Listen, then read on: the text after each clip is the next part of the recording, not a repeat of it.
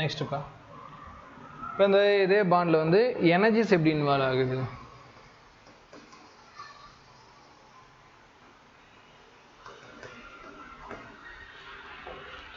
Right, sir வந்து ஒரு 2 ஆட்டம் எடுத்துக்கிறேன். லிசன், 2 பேருக்கு நடுவில் என்ன கிரியேட் ஆகுது? ஒரு பாண்ட் கிரியேட் ஆகுதுன்னு வச்சுக்கலாம். லிசன், ஒரு பாண்டுனா 2 எலக்ட்ரான் அது இன்வால்வ் ஆகும். சரி, இப்போ இந்த பாண்டு கிரியேட் ஆகிறப்ப எப்பயுமே ஞாபகம் வச்சுக்கணும், இந்த ஆட்டம் தான் எனக்கு வந்து என்ன கொடுக்கும்? எனர்ஜியை ப்ரொடியூஸ் பண்ணும். ஸோ ஒரே ஒரு சிங்கிள் பாயிண்ட் தான், ஒரு பாண்டு ஃபார்மேஷன் ஆகிறப்போ அந்த இடத்துல அது ஒரு எக்ஸோதெர்மிக் ரியாக்ஷன். இந்த எக்ஸோதெர்மிக்லாம் இன்னும் ஃபியூச்சரில் நிறைய சொல்லி தர போகிறேன். இப்போ இது ஞாபகம் வச்சுக்கோ, வெப்ப உமிழ் வினை, உமிழ்ந்துடும், வெளியே தள்ளிடும். ஸோ ஹீட் வந்து பார்த்தீங்கன்னா இந்த இடத்துல எக்ஸிட் ஆகும், ஆட்டத்துலேருந்து வெளியே வரும். அப்போ ஒரு ரியாக்ஷன் நடந்திருக்குன்னா தொட்டு பார்த்தா சூடாக இருக்கிறது தான் முதல் பாயிண்ட்டு. ஓகே, அந்த இடத்துல ஏதோ ஒரு ரியாக்ஷன் நடந்திருக்கு, அந்த எலமெண்ட் ரெண்டும் சேர்ந்துருக்கு அப்படின்ட்டு. ஓகே சார், இது பாயிண்ட். பாண்டு வந்து பார்த்தீங்கன்னா ஃபார்மேஷன் ஆகிறப்போ இது நீங்கள் சொன்னீங்க. ஹீட் வந்து என்ன சார் ஆகும் அப்படின்னு கேட்டிங்கன்னா ப்ரொடியூஸ் ஆகும், வெளியே வரும், வெப்ப உமிழ் வினை. இதுவே பாண்டை உடைக்கணும்,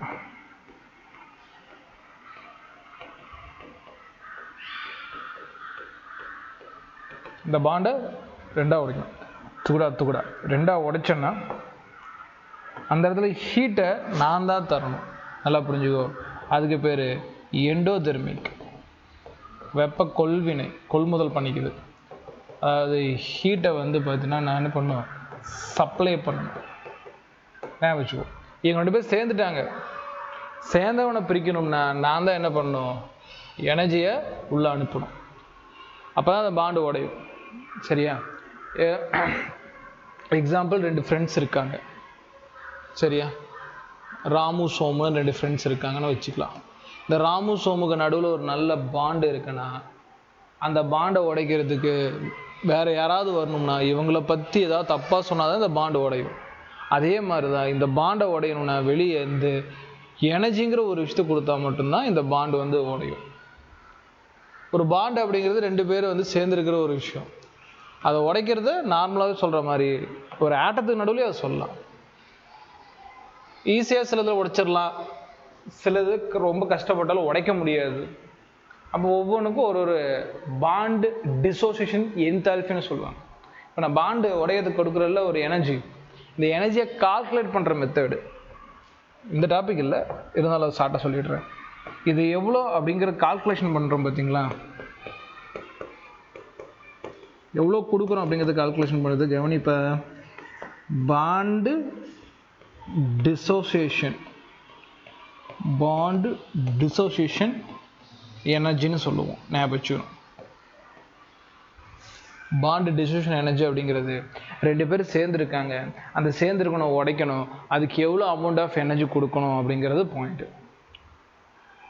இல்லை சார், அதை பற்றி நான் ஃபியூச்சரில் போக சொல்கிறேன். ஓகேவா? பிணைப்பு பிரிப்பு ஆற்றல்.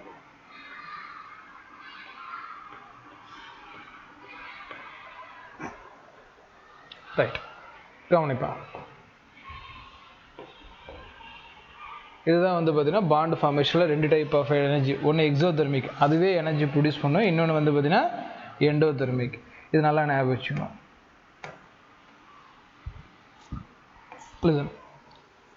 இந்த இடத்துல வந்து பார்த்தீங்கன்னா அந்த எனர்ஜி அது தரும்னு சொன்னோம் பார்த்தீங்களா, அந்த எனர்ஜி தரக்கூடியது 2 ஆட்டமோட கெப்பாசிட்டியை பொறுத்து இருக்கு.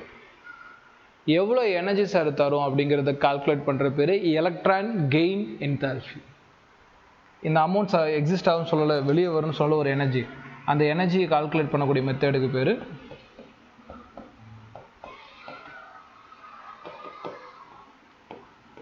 Electron gain enthalpy. Electron gain பண்ணதில்லை, அதுதான் பேர்லேயே இருக்கும் உனக்கு. எலக்ட்ரான் பெரும் கொள்கை. நான் எலக்ட்ரானை இப்படி போகிறேங்கிறதுக்காக நீ இப்படி போடாத, புரியுதா பரத்? நான் டைம் பத்தலை, சரி நம்ம சொல்லி கொடுத்துட்ருக்கோம் அதனால் ஈன்னு போடுறேன், நீ எலக்ட்ரான் எழுது. வெஸ்பேத்தியில் எலக்ட்ரான் ஈ தானே போட்டு கொடுத்த. சோம்பேறி, ரைட். அப்போது அந்த ஆட்டம் வந்து எனர்ஜி வெளியே எவ்வளோ தருமோ எலக்ட்ரான் பெரும் என்தால்ஃபின்னு சொல்லலாம். Electron gain enthalpy. என்தால்ஃபின்னா எனர்ஜி தான், எனர்ஜிக்கு இன்னொரு பேர் என்தால்ஃபி தான். இது ஒன்றும் பெரிய டிஃப்ரென்ஸ் எல்லாம் கிடையாது. என்ன என்தால்ஃபின்னு டெக்னிக்கலாக யூஸ் பண்ணுவோம். ஒரு ஆட்டத்து நடுவில் கிடைக்கக்கூடிய அந்த எனர்ஜிஸ் எல்லாம் கால்குலேட் பண்ணுறதுக்கு என்தால்ஃபிங்கிற வேர்டோ இல்லை ஹை அமௌண்ட் ஆஃப் எனர்ஜி தெர்மோடைனமிக்ஸ்லையும் அதை என்தால்ஃபின்னு தான் சொல்லுவோம். எனர்ஜிங்கிறது common statement, kinetic energy, potential எனர்ஜிங்கிற மாதிரி வேர்டு. ஆனால் என்தால்ஃபிங்கிறது இந்த மாதிரி ஒரு ஹீட்டுக்கு மட்டுமே சம்மந்தப்பட்ட வார்த்தை. ஸோ 2 வகையானது இருக்குது. சரி சார், இந்த பாண்டு கிரியேட் ஆகணும், அப்போ இந்த ஒரு ஆட்டம் இருக்குன்னு வச்சுக்கலாம். இந்த ஆட்டம் வந்து பார்த்திங்கன்னா இந்த பாண்டு கிரியேட் ஆகுதுல ரொம்ப ரொம்ப அதிகமாக பயனடையக்கூடிய ஒரு ஆளாக இவன் இருக்கிறான். எனக்கு இந்த பாண்டு கண்டிப்பாக தேவை. For example halogens, fluorine, chlorine, bromine, iodine, அவங்களுக்கெல்லாம் கண்டிப்பாக பாண்டு தேவை. ஏன்னா பக்கத்தில் இருப்பானுங்க, நோபல் கேஸ் பக்கத்தில் இருக்கக்கூடிய ஆளுங்க. அதனால் உடனடியாக அவங்களால என்னவா மாற முடியும்? நோபல் கேஸாக மாற முடியும். அப்படி இந்த எனர்ஜியை கொடுக்கறதுக்கு ரெடியாக இருக்கிற ஆளுங்களுக்கு பேர் எலக்ட்ரோ நெகட்டிவிட்டி. அது எனர்ஜி கிடையாது, எனக்கு இந்த பாண்டு தேவை அப்படிங்கிற நீடு நேச்சுரை கால்குலேட் பண்ணுறது. கண்ணா நல்லா பார்த்துக்கோ, நீடு நேச்சுர். எனக்கு இந்த பாண்டு ஃபார்ம் ஆகணும் அப்படின்னு நினைக்கிறது நேச்சர் பேர் எலக்ட்ரோ நெகட்டிவிட்டி.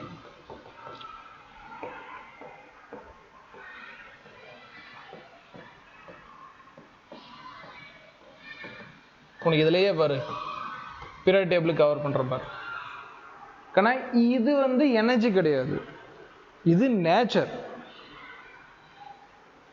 அந்த நேச்சர் வச்சிருந்தா மட்டும் போதாது, அதுக்கு தேவையான எனர்ஜி கொடுக்கறது எலக்ட்ரான் கெயின் என்தால்ஃபியோட வேலை. உனக்கு இது ரெண்டையுமே வந்து பார்த்தீங்கன்னா கிளாசிக் எக்ஸாம்பிளில் திருப்பி ஒரு கொஸ்டின் கேட்டே இருப்பாங்க. என்ன அப்படின்னு பார்த்தோன்னா இவனே தான், ஃபிஷ்ஷு கென்னாட்டு பிரீத்து இன் ஏர், ஃப்ளோரின், குளோரின், புரோமின், அயோடின். இதில் பாரு, இதுலேயே ஒன்று சொல்லணும் பாரு, இவங்க எல்லாருக்குமே எலக்ட்ரான் நெகட்டிவிட்டி வேல்யூ அதிகம்தான். அதாவது எலக்ட்ரான் எனக்கு வேணும், நான் பாண்டு கிரியேட் பண்ணுவேன்னு சண்டைக்கு வரக்கூடிய ஆளுங்களில் இவங்க எல்லோருமே சூப்பரான ஆளுங்க. ஆனால் எல்லாத்துலேயுமே பெட்டரான ஆள் ஃப்ளோரின். இருக்கிறதுல அதிகமாக சண்டை போடுவான். எனக்கு கண்டிப்பாக ஒரு எலக்ட்ரான் வேணும், நான் பாண்டு ஃபார்மேஷன் பண்ணியே தருவேன். மொத்த பீரியட் டேபிள் இவனுக்கு தான் எலக்ட்ரான் நெகட்டிவிட்டி அதிகம்னு சொல்லுவாங்க. சரி, ஓகே. அப்போது இவன் தானே சார் எனர்ஜி அதிகமாக கொடுப்பானா? Electron gain enthalpy. Bond form ஆகுனா எனர்ஜி கொடுக்கணும், சும்மா நீ ஆசைப்பட்டெல்லாம் கொடுக்க முடியாது, காசு கொடுத்தா தான் கொடுக்க முடியும். அப்போது அது மாதிரி இந்த இடத்துல எனர்ஜி கொடுக்கணும். அப்போ ஃப்ளோரின் கொடுப்பானா? இங்கே தான் ட்விஸ்ட்டு, ஃப்ளோரின் கொடுக்க மாட்டான். குளோரின் தான் பீரியட் டேபிளில் எலக்ட்ரான் கெயின் என்தால்ஃபி அதிகமாக வச்சுருக்கான், பிகாஸ் இவன் சைஸ் பெருசு.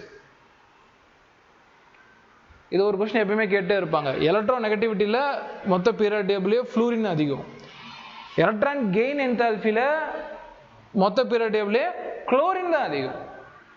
புரிஞ்சுக்கோ, எலக்ட்ரோ நெகட்டிவிட்டிங்கிறது ஆசை, இதுக்கும் ஆசை இருக்குது, 2 பேருக்குமே ஆசை இருக்குது, பயங்கரமான ஆசை இருக்குது. இவனுக்கு தான் அதிகமான ஆசை, ஆனால் கொடுக்குறது என்ன கிடையாது, எலக்ட்ரான் கெயின் என்தால்ஃபி குளோரினை கம்பேர் பண்ணுறப்போ அந்தளவுக்கு கிடையாது. பாயிண்ட் புரியுதா இல்லையா? அப்போது நல்லா புரிஞ்சுக்கோமா, குளோரின் ஒரு இடத்துல பாண்டை கிரியேட் பண்ணிச்சுன்னா அந்த பாண்டை உடைக்கிறது கஷ்டம். ஏன்? அவன் நிறைய எனர்ஜி கொடுத்துருக்கான். நல்லா புரிஞ்சுக்கோ. ஏன் சொல்கிறேன்னா இங்கே இந்த எலக்ட்ரான் கெயின் என்தால்ஃபி இருக்குல்ல, இங்கே பாண்டை கிரியேட் பண்ணுறதுக்கு அது கொடுத்த எனர்ஜி எலக்ட்ரான் கெயின் என்தால்ஃபி. அதே அமௌண்ட் தான் நீ என்ன பண்ணி ஆகணும், உடைக்க கொடுத்தாகணும். அதாவது புரிஞ்சுக்கோ, எந்த அளவுக்கு ஒரு ஆட்டம் எலக்ட்ரான் கெயின் என்தால்ஃபி பயன்படுத்தி பாண்டை கிரியேட் பண்ணுதோ அந்த அளவுக்கு தான் நீ என்ன கொடுக்கணும், பாண்டு டிஸ்ட்ரிபியூஷன் எனர்ஜி கொடுக்கணும்.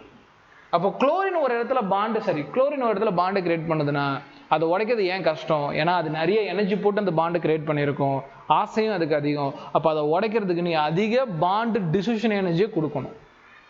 சரியா? இதுக்கு மேலே போனால் இது பீரியட் டேபிள் ஆகிடும். பட் நான் இங்கே இந்த மெயின் பாயிண்ட்டு இந்த எனர்ஜி நேம்ஸ் மட்டும் சொல்ல ட்ரை பண்ணிட்டு இருக்கேன்.